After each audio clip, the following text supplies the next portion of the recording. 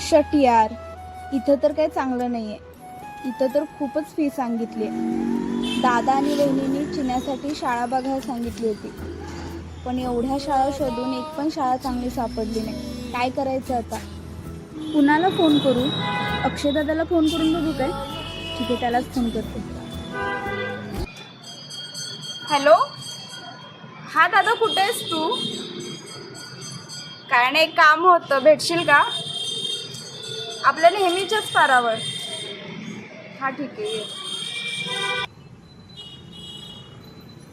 हाय जेजू, काय ग, काय झालं एवढं शांत? पहिल्यांदा बघते तुला. काय झालं, काय कसला विचार करतेस? काय नाही रे दादा, आमच्या वहिनीनं चिन्यासाठी शाळा शोधायला सांगितली होती. आपल्या भागातल्या बऱ्यापैकी शाळा शोधून झाल्या, म्हणावी तशी काही शाळा भेटली नाही. काय करू कळना, म्हणून तुला फोन. इतकंच नव्ह, इकडे तुला दाखवतो, हे बघ. ही आहे सामाजिक कार्यात अग्रेसर असणारे शिवव्याख्याते ऋषभ बोरसे सरांची जिजाऊ इंग्लिश मीडियम स्कूल. इथं फक्त विद्यार्थी घडवले जात नाहीत बरं, इथं शिक्षणासोबतच संस्कारक्षम पिढी सुद्धा घडवली जाते. आणि ते घडवण्यासाठी गुणवंत असे शिक्षक सुद्धा आहेत, जे स्वतः खाजगीरित्या प्रत्येक विद्यार्थ्याकडे लक्ष देतात. मुलांना घरी न्यायला आणि सोडायला बस गाडीची सुद्धा व्यवस्था यांनी केलेली आहे.